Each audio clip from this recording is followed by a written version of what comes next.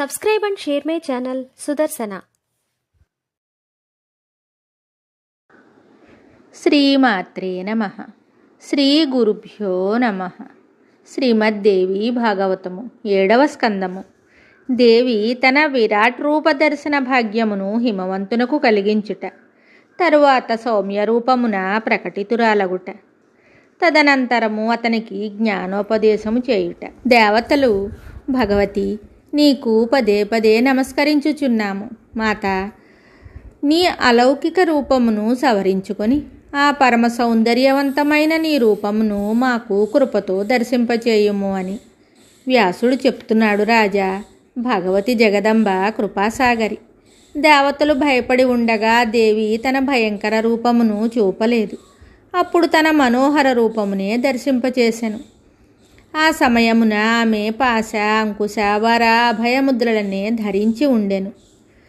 ఆమె కన్నులు కరుణతో నిండి ఉండెను. కమలముల వంటి ముఖము చిరునగవుతో శోభలొలుకుచుండెను. దేవతలు ఆమె సౌమ్య రూపమును చూడగానే వారి భయము తొలగిపోయెను. శాంత చిత్తులై ఆనందముతో గద్గద కంఠులై వారు భగవతికి ప్రణామం చేశారు. శ్రీదేవి చెప్తోంది, భక్తవత్సలురాలైన నేను మీకు ఈ రూపమును దర్శింపచేసితిని. ఇది కేవలము నా కృపయే. అంతేకాని మీరు చేయు వేదాధ్యయనము, యోగము, దానము, తపము, యజ్ఞము ఈ సాధనలేవియును ఇందుకు కారణములు కావు. రాజేంద్ర, ఇప్పుడు ప్రాకృతము అనగా బ్రహ్మ విద్యోపదేశము కొనసాగించెదను. దానిని వినుడు. పరమాత్మయే ఉపాధి భేదము చేత జీవుడు అను పేరును పొందెను. తరువాత ఆయనలో కర్తవ్య గుణము ప్రవేశించెను.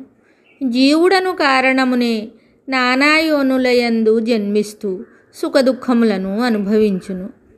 తరువాత ఆయా కర్మల ప్రభావముతో అనేక విధములగు కర్మలయందు ప్రవృత్తుడగును. తత్ఫలితముగా రకరకములైన శరీరములను ఆయన ధరించవలసి వచ్చును. సుఖదుఖముల నుండి ముక్తి లభించదు. గడియార యంత్రము వలె ఈ జీవునకు ఎన్నడూనూ విశ్రాంతి పొందు అవకాశమే ఉండదు. క్రియాకలాపములు నిరంతరము కొనసాగుచునే ఉండును. దీని యందు కేవలము అజ్ఞానమే కారణము. అందువలన అజ్ఞానమును రూపుమాపుటకు మానవుడు ఎప్పుడూ ప్రయత్నము చేయవలెను. అజ్ఞానము పూర్తిగా తొలగిపోవుటయే జీవిత సాఫల్యమగును. పురుషార్థ పూర్తి జీవన్ముక్త దశ లభించుట అజ్ఞాననాశము మీదనే ఆధారపడి ఉండును.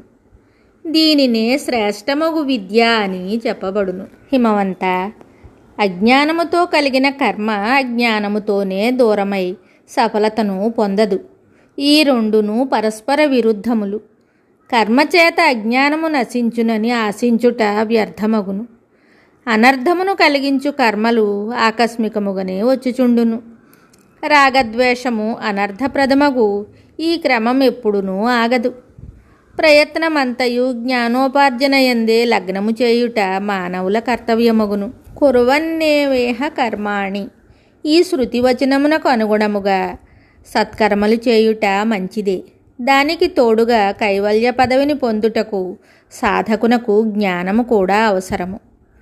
హితమునపేక్షించు కర్మ జ్ఞానమునకు సహాయకారి కాగలదు.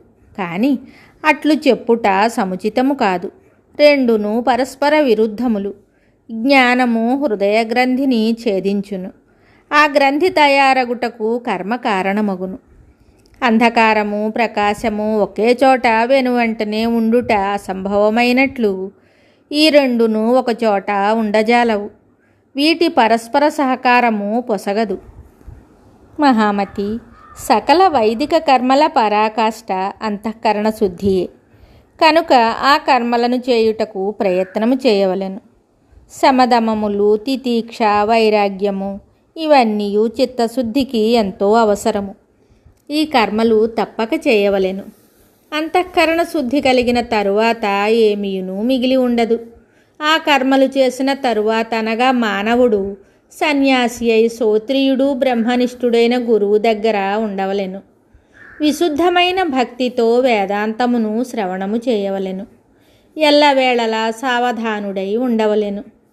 తత్వమసి అను వాక్యార్థమును యోచింపవలెను. తత్వమసి ఈ వాక్యము జీవుడు బ్రహ్మ ఒకటేనని బోధించును. ఏకత్వము బోధపడగా మానవుడు నిర్భయుడై నా రూపమును పొందును. హిమాలయ మొదట పదము యొక్క అర్థము స్పష్టమగును. దాని తరువాత వాక్యార్థ జ్ఞానము కలుగును. తత్ అను పదమునకు వాక్యార్థము నేనే అయి ఉన్నాను.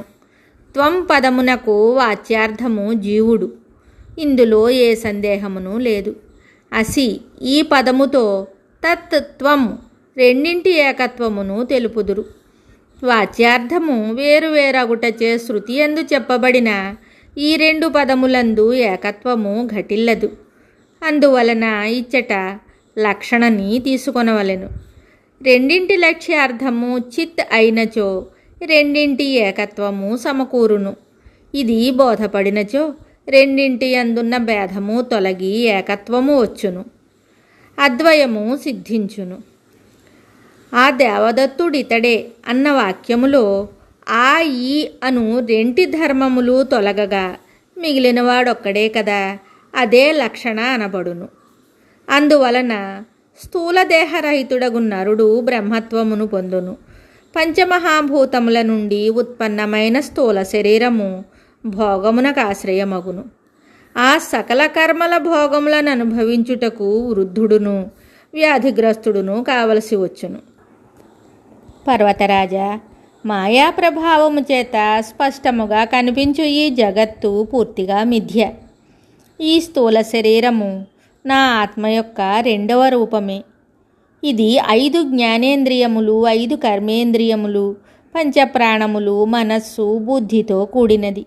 దీనిని విజ్ఞులు సూక్ష్మ శరీరమని అంటారు. పంచీకృతము కాని పంచభూతముల వలన ఈ సూక్ష్మ శరీరము ఏర్పడును. దీనిని ఆత్మ యొక్క శరీరముగా పరిగణింతురు. సుఖదుఖములను అనుభవించున్నది రెండవ స్థూల శరీరమని చెప్పబడును. అది అనిర్వాచ్యము, అనాది అజ్ఞానమున సంభవించును. పర్వతరాజా, ఆత్మ యొక్క ఈ కారణ శరీరమును మూడవ శరీరమని చెప్పుదురు. స్థూల సూక్ష్మ కారణ శరీరములు ఈ 3 ఉపాధులు తొలగిపోగా అప్పుడు కేవలము పరమాత్మయే ఉండును. 3 దేహముల లోపల పంచకోశములు సదా స్థితమై ఉండును. పంచకోశములు విడువబడగా బ్రహ్మపుచ్చము ఉపలబ్ధమగును. నా ఈ రూపమగు బ్రహ్మపుచ్చమును తెలియజెప్పునప్పుడు శృతులు నేతి నేతి అని చెప్పి మౌనమును వహించును. ఈ ఆత్మ ఏ కాలమునందును జన్మించదు, మరణించదు. పూర్వముండి ఇప్పుడు లేనిదియును కాదు. ఇది జన్మలేనిది, నిత్యము, సనాతనము, పురాతనమైనది. శరీరము మరణించినను ఇది మరణించదు. శరీరము చంపబడినప్పటికీ ఆత్మ చంపబడదు. ఆత్మను చంపువాడు చచ్చినదని తలంచువాడు ఇది ఎవరినీ హతమార్చదు, తాను మరణించదు అని తెలుసుకొనవలెను. ఆత్మ అణువు కంటే సూక్ష్మము, గొప్పదానికంటే గొప్పది. ప్రాణుల హృదయగుహలందు భాసిల్లుచుండును. సంకల్ప వికల్పములు లేనిది.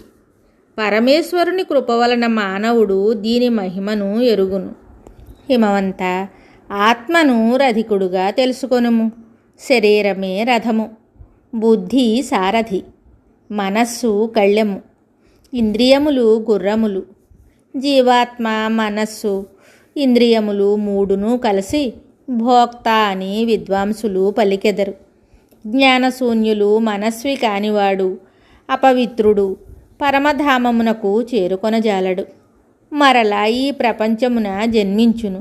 జ్ఞానము సులభముగా పొందువాడు మనస్వి అయినవాడు పవిత్రుడు ఆ ఉత్తమ పదమును పొందును. అచ్చటికి వెళ్ళినవాడు తిరిగి ఈ లోకమున జన్మించడు.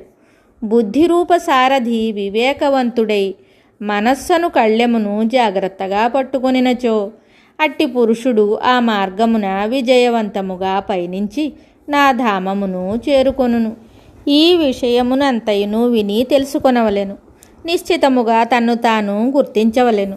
తరువాత సావధానుడై ఒక ఆసనమున కూర్చొని ఆత్మచింతన చేయవలెను.